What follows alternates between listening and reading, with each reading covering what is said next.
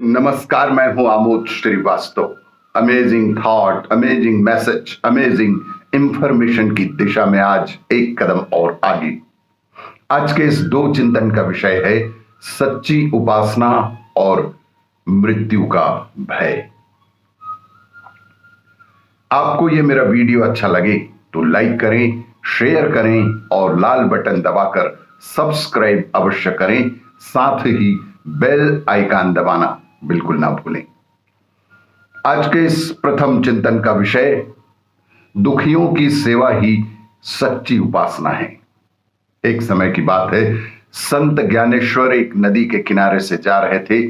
तभी उन्होंने देखा कि नदी के किनारे एक महात्मा जप कर रहे थे और उन्हीं के सामने ही नदी में एक लड़का स्नान कर रहा था। एकाएक उस लड़के का पैर फिसल गया और वह नदी के बहाव के साथ बहने लगा। लड़का सहायता के लिए चिल्लाने लगा। उसकी आवाज सुनकर भी महात्मा अपने जप में ही लगे रहे, आंख भी ना खोली। संत ज्ञानेश्वर तुरंत ही नदी में कूद पड़े और उस डूबते हुए लड़के को खींचकर बाहर ले आए। उस लड़के को बाहर निकालकर वह सीधे उस महात्मा के पास पहुंच गए और उनसे पूछा कि आप यहां बैठकर क्या कर रहे हैं। उस महात्मा ने जवाब दिया कि हम ईश्वर का जाप कर रहे हैं। संत ज्ञानेश्वर ने फिर से पूछा कि इतना जप तप करने के बाद क्या ईश्वर के दर्शन हो गए आपको? महात्मा ने उत्तर दिया कि नहीं, ईश्वर के दर्शन तो अभी तक मुझे नहीं हुए, क्योंकि मेरा मन ही स्थिर नहीं हो पा रहा है। बेहद चंचल मन है, बहुत कोशिश के बाद भी स्थिर नहीं हो पा रहा। तभी संत ज्ञानेश्वर ने महात्मा को समझाते हुए कहा कि मन स्थिति को स्थिर करने के पहले दीन दुखियों की सेवा करने का प्रयास करो, जरूरतमंद की मदद करो, अन्यथा इस कोरी उपासना का कोई विशेष लाभ नहीं मिलेगा। महात्मा को अपनी भूल का एहसास हो गया। उन्हें लग गया कि इस डूबते हुए बच्चे को बचाया जाता तो वही सच्ची उपासना थी। उस दिन से उन्होंने प्रण लिया कि वह अपनी उपासना के साथ साथ दीन दुखियों और जरूरतमंदों की भी सेवा करते रहेंगे, क्योंकि दीन दुखियों की सेवा ही सच्ची उपासना है। आज के इस दूसरे चिंतन का विषय मृत्यु का भय।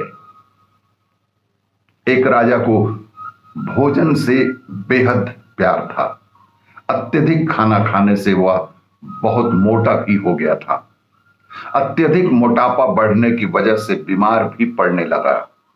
चिकित्सकों ने उन्हें सलाह दी कि वह खाना कम करे तो शायद मोटापा भी घटेगा और स्वास्थ्य भी ठीक होगा।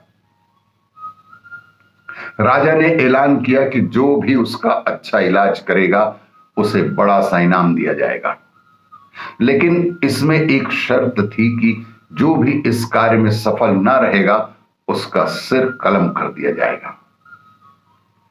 एक बेहद चतुर ज्योतिषी ने भविष्यवाणी की कि राजा का जीवन अब 1 महीने का और बचा है। मात्र राजा 1 महीना और जीवित रहेंगे, यह जानकर राजा डर सा गया।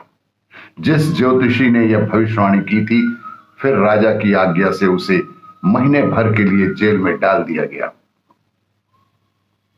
राजा बहुत डरा हुआ था। उसने खाना पीना भी बेहद कम कर दिया। इस कारण से महीने भर के भीतर ही उसका वजन काफी गिर गया।